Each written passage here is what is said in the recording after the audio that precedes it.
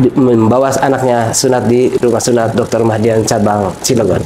Penyakit penyertanya dia bikin keluhan, nah itu biasanya memang harus segera disunat. Berarti sebaiknya sesegera mungkin gitu ya untuk sunat gitu ya dok ya. Halo ayah bunda, selamat bergabung di podcast Bincang Sehat bersama Rumah Sunat Dr. Mahdian. Kali ini kita akan membahas mengenai bahaya demam pada anak. Saat ini kami sudah bergabung bersama dengan dua narasumber kami yang sangat spesial. Yang pertama ada Dr. Gingin sebagai dokter spesialis anak yang terkenal di kota Cilegon. Sapa dulu dok. Hayo ayah bunda, sahabat sunat RSDM Cilegon. Selanjutnya ada Dr. Afif sebagai dokter ahli sunat nih di Rumah Sunat Dr. Mahdian cabang Cilegon. Halo, assalamualaikum ayah bunda. Oke, baik. Saya mungkin ke Dokter Gingin dulu nih. Dokter Gingin, sehat dok? Alhamdulillah, sehat. Praktek di mana aja Dokter Gingin? Kalau praktek saya di 3 tempat ya. Di Rumah Sakit Kurnia Cilegon, kemudian Rumah Sakit Hermina Cilegon, dan di Rumah Sakit Krakatau Medika. Mantap, Tempat sehat. aja ya, sehat. Oke, baik. Dokter Afif, gimana kabarnya dok? Alhamdulillah baik mas. Sudah berapa ribu yang disunat dok? Udah berapa ribu ya? Udah Banyak ya dok ribuan ya? kayaknya. Banyak sekali ya dok ya, sampai nggak bisa hitung ya dok ya. Baik, kita langsung ke topik nih, ayah bunda semua. Yang pertama saya mau nanya ke dokter Gingin dok. Jadi banyak pertanyaan dari ayah bunda, dokter Gingin. Sebenarnya demam pada anak ini berbahaya nggak sih? Saya jelaskan dulu ya. Demam itu suatu kondisi ya, di mana tubuh memberikan respon terhadap bisa dari keadaan kekurangan cairan atau infeksi dan non infeksi ya. Kalau infeksi itu seperti infeksi kuman, bakteri, virus, jamur, bisa menimbulkan demam. Tapi bisa juga karena keadaan non infeksi atau tidak ada kuman. Misalkan karena kurang minum, itu non infeksi. Pada bayi-bayi kecil biasanya kurang minum. Kurang minum ini cara penanganannya adalah memberikan minum. Pada anak diare juga sama, dia bisa panas karena dehidrasinya, anak kurang cairan.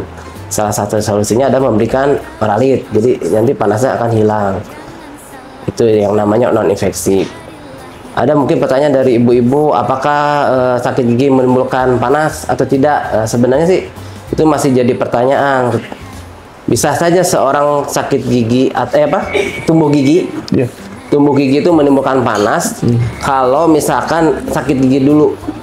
Tapi kalau nggak sakit gigi dulu, dia tidak akan menimbulkan panas.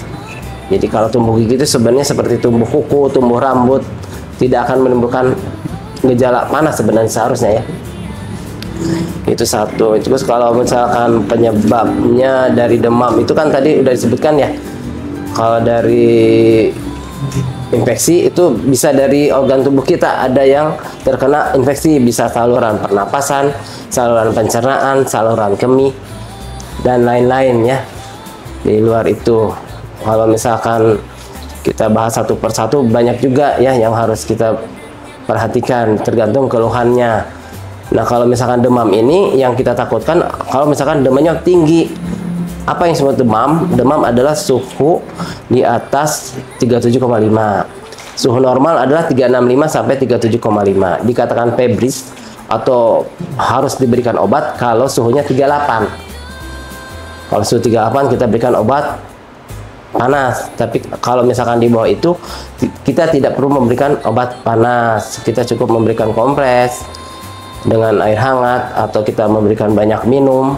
Nanti si panasnya akan turun. Atau misalkan kita memperbaiki suhu ruangan, suhu ruangannya juga boleh panas. Kadang kan orang tua berpikir kalau pasang AC takutnya jadi tambah sakit. Sebenarnya bagus pasang AC atau pasang kipas agar suasana suhunya menjadi lebih dingin, jadi panasnya turun. Atau juga pakaiannya jangan terlalu tebal, jadi kita kasih pakaian yang tipis biar nggak panas. Kadang kan anak tuh panas malah diberikan pakaian yang tebal, jadi malah tambah panas.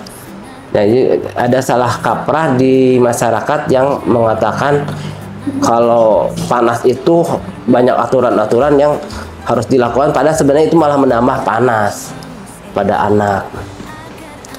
Untuk panasnya sendiri,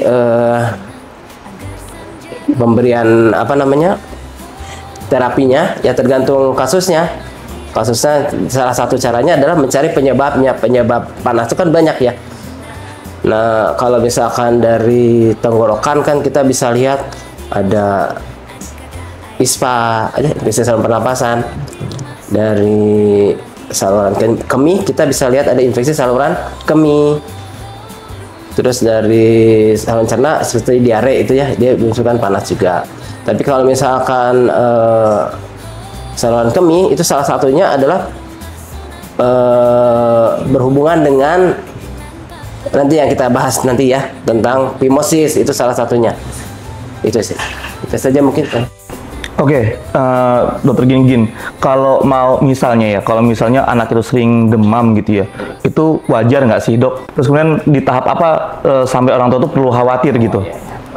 Setiap anak yang tadi disebutkan, kalau ada kuman masuk atau ada kekurangan cairan atau misalkan pengaruh suhu luar, pasti akan panas. Kapan kita membawa anak ke dokter atau kapan kita memberi obat panas ya? Kalau misalkan suhunya 38, kita kasih obat panas ya. Sebelum itu kita kasih obat minum dulu. Tapi kalau misalkan sudah berlangsung beberapa hari, misalkan 2 hari, kita harus bawa ke dokter misalkan. Atau misalkan ada keluhan lain seperti muntah-muntah, kita harus bawa ke dokter. Atau misalkan dengan diare, ada keluhan lain pokoknya. Atau dengan kejang, kita harus bawa ke dokter. Atau dengan kesulitan kencingnya susah, kesakitan, kita harus bawa ke dokter walaupun panasnya baru 1 hari. Dan kebetulan kalau infeksi saluran kemih itu biasanya panasnya langsung tinggi, dia tidak berlangsung lama, tidak harus menunggu lama-lama 2 hari 3 hari. Panasnya misalkan baru pagi hari, siangnya udah langsung tinggi, dan itu bisa menimbulkan kejang. Nah ya, kalau kita namakan itu namanya kejang demam gitu. Dan paling sering itu pada laki-laki kalau kejang demam itu dibandingkan pada perempuan. Dan kebetulan pada laki-laki itu kan ada alat kelamin yang berbeda dengan perempuan yang harus dibuang, yaitu bisa mempengaruhi kejadian demam di kemudian hari. Itu yang nanti kita bahas tentang phimosis itu tadi ya. Oke, baik. Berarti salah satu penyebab anak demam ini salah satunya ada infeksi saluran kemih gitu ya, dokter ya. Yang tadi dokter menyampaikan phimosis gitu ya. Nah, mungkin boleh disampaikan dok, phimosis itu seperti apa sih dok? Dan seberbahaya apa gitu dok? Phimosis yang saya tahu itu dia wajar, setiap anak yang bayi yang lahir laki-laki itu timbul phimosis. Ada phimosis fisiologis dan patologis. Kalau fisiologis, dia dengan bertambahnya usia dia akan membuka sendiri itunya si kulupnya. Tapi kalau patologis, kalau sudah menimbulkan gejala dan tidak bisa membuka, menimbulkan keluhan, misalkan kencingnya susah, atau saat kencing menggelembung, atau saat kencingnya berdarah, saat kencing menangis, atau saat kencingnya menimbulkan infeksi. Misalkan kalau infeksinya masih di kulup, namanya polkitis ya. Kalau infeksinya sudah ke atas, namanya balanitis. Udah ke gland, udah ke kepalanya, itu namanya perlu penanganan segera. Makanya phimosis itu kalau dikelompokkan itu ada tingkatannya, ada yang total, ada yang parsial, ada grade-nya juga 1 sampai 4 ya kalau nggak salah. Yang 4 itu yang tertutup sama sekali, yang ketiga itu yang masih kebuka sedikit, ya sedikit saja kebuka. Yang kedua itu yang udah sampai glandnya, tapi masih pertengahan. Yang ke-1 itu udah mulai ke bawah ya, tapi masih kejepit juga. Nah itu phimosis tingkatannya dari 1 sampai 4. Itu ada tingkatannya, dan itu akan dengan bertambahnya usia. Itu sebenarnya kalau fisiologis dia akan membuka sendiri, tapi kalau patologis tidak bisa membuka selesai usia gitu, akan terus bertahan, dan itu akan menimbulkan gejalanya ya phimosis tadi, kemudian menimbulkan infeksi dan menimbulkan panas. Dari panas bisa menimbulkan panas tinggi, bisa menimbulkan kejang demam dan sebagainya. Nah, fimosis tadi ya dok ya, itu solusinya bagaimana tuh dok? Kalau misalnya memang anak terkena fimosis gitu ya, apakah dibiarkan saja nanti akan sembuh dengan sendirinya, atau solusinya seperti apa dok? Untuk fimosis sendiri sebenarnya kalau misalkan kita lihat dari fisiologis ke patologis, kalau yang fisiologis kan dia akan normal sendiri, karena walaupun semua anak bayi lahir akan fimosis, tapi dia akan normal sendiri. Tapi kalau misalnya tidak bisa normal, kita harus lakukan apa namanya itu, dicelek-celek dulu. Kalau nggak bisa juga ya berarti harus disunat. Apalagi kalau di Islam itu kan harus disunat secepatnya ya, karena akan menimbulkan infeksi, penumpukan smegma, kotoran. Walaupun misalkan cuma dicelek-celek aja, tapi kan lama-lama dia akan infeksi lagi, berulang lagi, kejang lagi, panas lagi, gitu aja terus. Ya, jalan satu-satunya adalah disunat sebenarnya. Kalau ingin lebih satu, dia tidak akan mempengaruhi daya tahan tubuh anaknya. Yang kedua, jadi tidak akan sering sakit, karena kan kalau misalkan anaknya selalu mengedal saat kencing, selalu berdarah saat kencing, pasti kan daya tahan tubuh akan menurun. Makannya jadi kurang, akhirnya daya tahan tubuh menurun, jadi lebih sering sakit lagi. Nah, jalan satu-satunya adalah cepat disunat itu aja. Oke, berarti jalan satu-satunya disunat ya dokter Gin ya. Oke, nah kebetulan nih kita udah ada bersama dengan praktisi sunat di Rumah Sunat Dr. Mahdian ya, Dokter Afif. Apa kabar dok? Alhamdulillah. Oke dok, melanjutkan tadi apa yang disampaikan dokter Gin nih, dokter Afif nih. Kalau misalnya anak fimosis, itu tadi dokter Gin menyampaikan jalan satu-satunya disunat nih dok, gitu.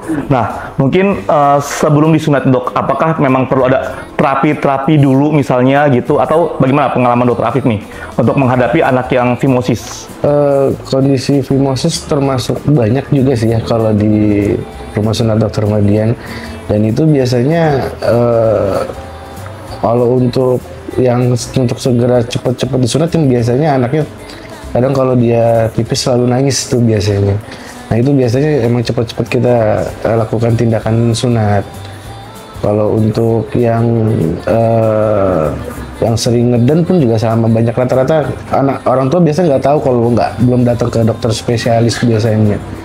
Dia taunya anaknya nangis, sering panas, konsul ke dokter spesialis, biasanya baru dibilang ini ada fimosis, baru dia sunat gitu biasanya. Nah, untuk anak yang kondisinya demam karena fimosis nih dok, itu apakah memang perlu seperti terapi minum obat dulu hingga demamnya turun, atau sebenarnya bisa langsung disunat sih dok? Sebenarnya kalau tidak lebih dari tinggi 38, biasanya kita langsung lakukan tindakan sunat sih. Sama nanti dilanjutkan obat penurun panasnya nanti biasanya.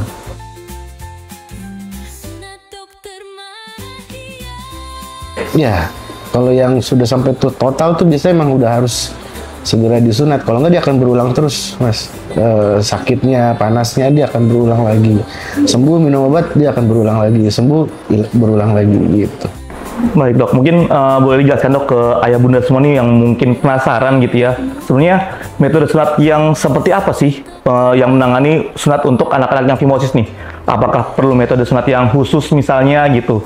Dan di Rumah Sunat Dr. Mahdian menyediakan nggak sih metode sunat untuk anak-anak yang fimosis? Ya, kalau untuk di Rumah Sunat Dr. Mahdian, kita memang sudah berdiri juga sudah lama ya, sudah dari tahun 2006 ya.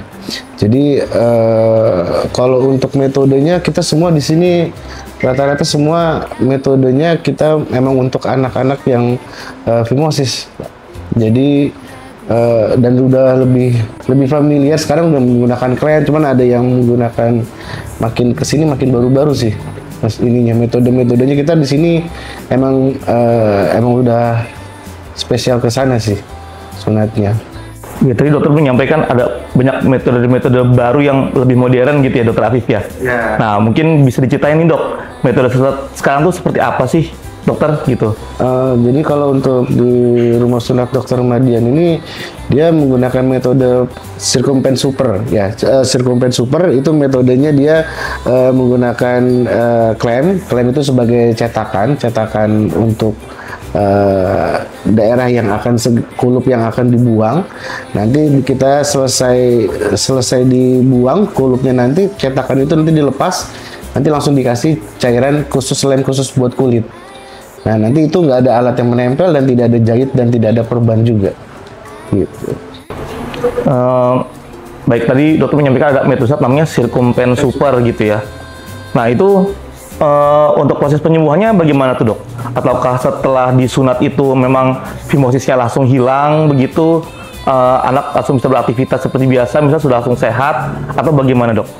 Kalau Circumpen Super itu kan emang, kalau sunat itu kan emang ngebuang kulup ya, Mas. Jadi fimosisnya itu akan hilang dan itu nggak akan kembali menjadi fimosis lagi biasanya, karena kulitnya udah kita buang kulit-kulupnya. Dan itu untuk penyembuhan dari Circumpen Super ini biasanya lebih cepat, Mas. Kalau tergantung perawatan di rumah juga. Kalau anak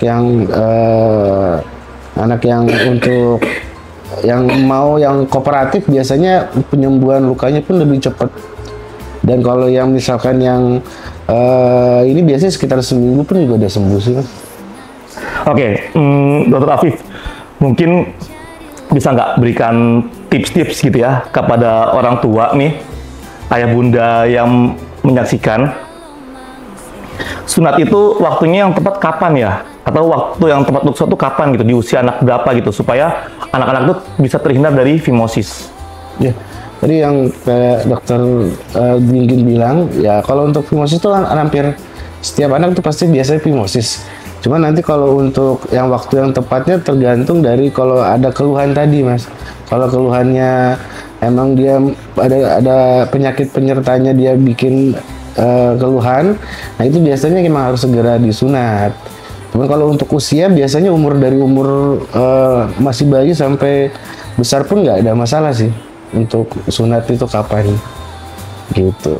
Oke, baik, berarti sebaiknya sesegera mungkin gitu ya untuk sunat gitu ya, Dok ya. Yang ada penyertanya lah biasanya. Oke, baik. Saya kembali ke Dokter Ginggin nih. Dok, tadi kan dokter sampaikan bahwa anak-anak itu rawan untuk terkena fimosis gitu ya, Dok ya. Nah, seberapa banyak sih, Dok, anak-anak yang konsultasi ke dokter gitu yang terkena fimosis, Dok? Kemudian biasanya dokter merujuk kemana, Dok, kalau untuk anak-anak yang fimosis, Dok? Sebenarnya awal mulanya mungkin kita nggak tahu bakal anak itu akan fimosis ya, karena kan itu fimosis itu suatu keadaan yang fisiologis ya. Tapi kalau setelah menjadi patologis, baru kita anjurkan untuk segera disunat gitu ya. Walaupun misalkan pada saat lahir kan kita lihat semua ya. Kita lihat semua apakah ini fimosisnya akan jadi patologis atau fisiologis, atau juga lubang kencingnya ada di mana nih lubang kencingnya. Jangan sampai kita lakukan sunat padahal lubang kencingnya bukan di tempat seharusnya. Nah, itu jangan sampai juga. Jadi kita harus perhatikan ini lubang kencingnya ada di ujung penisnya, apa di batangnya, apa ada di bawah sini, apa di atasnya. Jadi jangan sampai, kalau di bawah kan namanya hipospadia, kalau di atas epispadia. Jadi jangan sampai kita lakukan sunat di sini padahal sebenarnya lubangnya di sini gitu. Jadi kita harus perhatikan juga ini apakah perlu cepat-cepat dilakukan sunat atau tidak, itu satu. Yang kedua, kita lakukan tindakan sirkumsisi terutama untuk yang fimosis total ya, terutama yang fimosis total. Kalau parsial juga bisa juga kita lakukan sirkumsisi atau pemasangan tindakan klem ya. Klem. Itu yang lebih modern. Nah, itu kalau nggak salah mulai usia 1 minggu ya udah bisa ya. Udah 8 hari itu udah bisa dilakukan pemasangan klem itu. Kemudian bagaimana caranya, tadi pertanyaannya mencegah ya.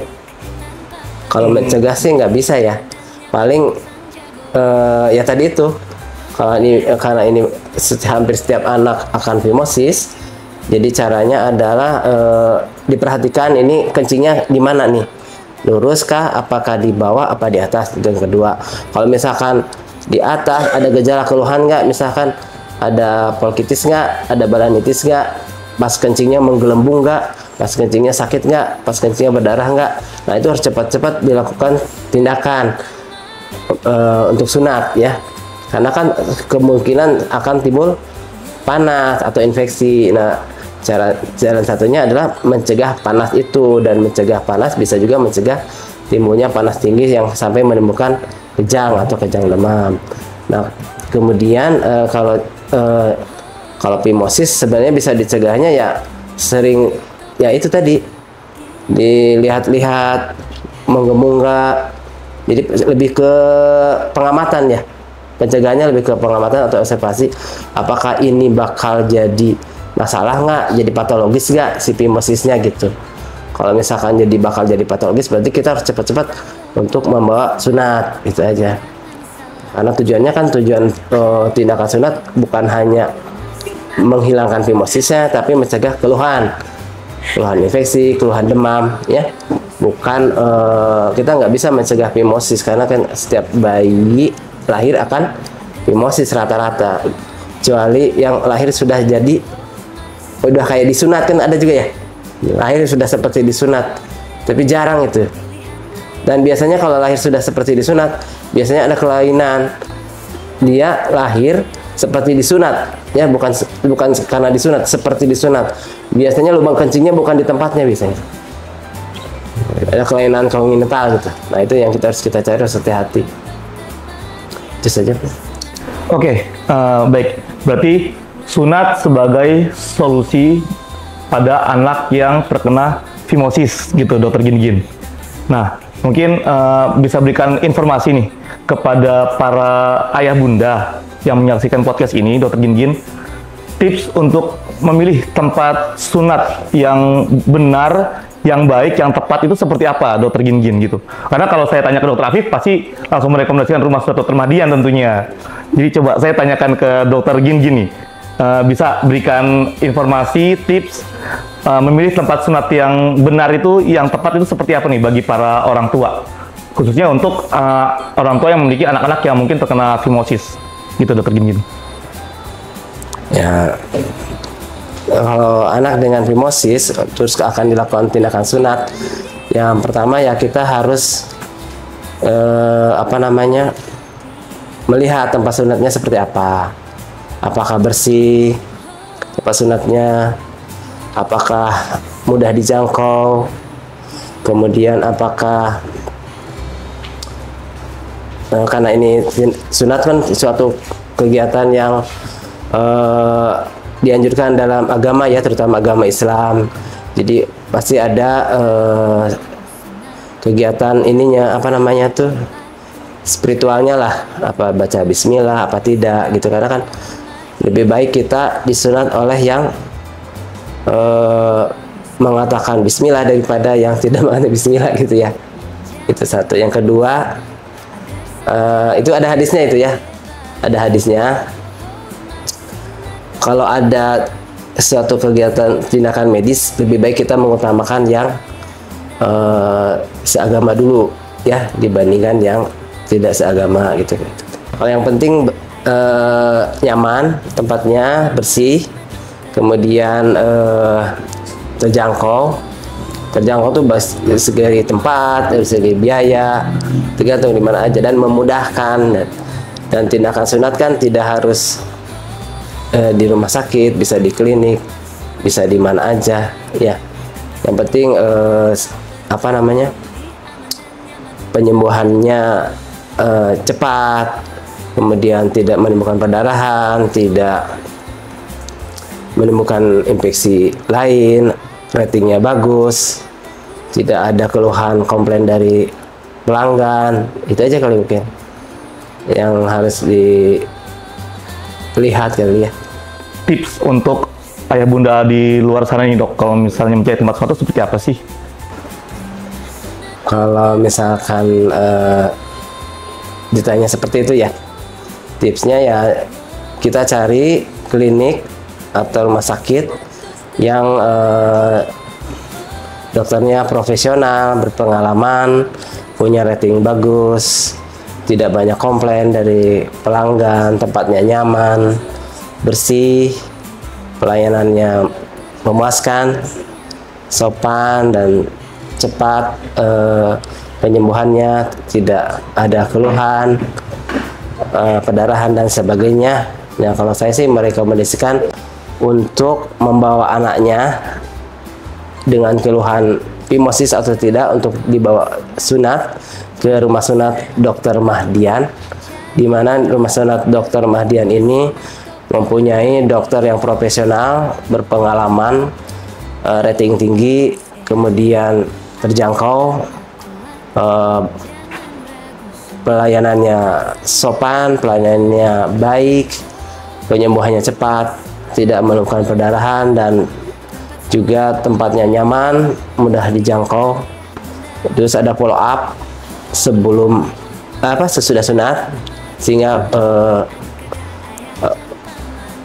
sehingga ibunda akan terasa puas untuk membawa anaknya sunat di rumah sunat Dr. Mahdian cabang Cilegon. Terima kasih banyak Dokter Ginggin dan Dokter Atif telah meluangkan waktunya dan berdiskusi bersama kami di podcast Bincang Sehat bersama Rumah Sunat Dr. Mahdian. Jadi ayah bunda, kesimpulannya, sunat itu sebaiknya dilakukan sedini mungkin. Jangan nunggu anak terkena fimosis dulu. Sunatnya di Rumah Sunat Dr. Mahdian, khususnya di cabang Cilegon. Terima kasih. Yuk sunat, biar temen gini. Rumah Sunat Dr. Mahdian, pilihan aman dan nyaman untuk sang jagoan. Hubungi sosial media kami untuk info lebih lanjut. Agar sang jagoan